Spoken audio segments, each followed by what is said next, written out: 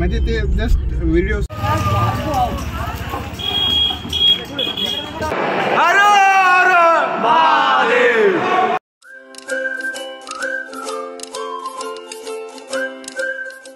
Hello guys, welcome back to my channel.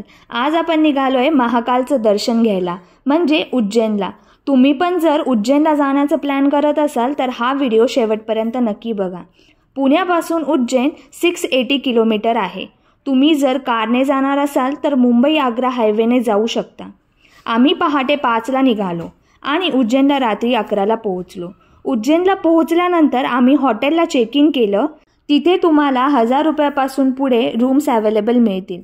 दुसऱ्या दिवशी पहाटे 4ला भस्म आरतीला गेलो. गर्दी नसल्यामुळे आमचे दर्शन लवकर झाले. भस्म आरती अटेंड करायची असेल तर तुम्हाला पासेस घ्यावं लागतील. ते तुम्हाला ऑनलाईन और ऑफलाईन मिळतील. आम्ही महाकालेश्वरचं दर्शन घेऊन कालभैरवला गेलो. कालभैरव मंदिर महाकालेश्वर मंदिरपासून फक्त 5 ते 6 किलोमीटरवर आहे. मंदिराजवळ कार पार्किंग आहे. तिथे कार पार्क करून ऑटो करून तुम्ही उज्जैन मंदिराजवळ अजून 4-5 मंदिर व्हिजिट करू शकता. ऑटो पर पर्सन 100 रुपीज चार्ज करते. नंतर आम्ही इंदोरला गेलो. इंदोरमध्ये आम्ही काही प्लेसेस एक्सप्लोर केले.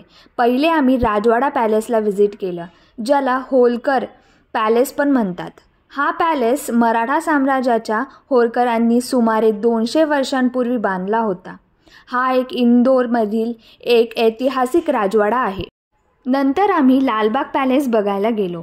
लालबाग पॅलेस होलकर राजघराण्याने बांधला होता. हा राजवाडा 76 एकर जागेत पसरलेला आहे. यात 45 खोल्या आहेत. पॅलेसचे बांधकाम इटालियन रेनेसो रिवायवल आर्किटेक्चर शैलीत झाले आहे.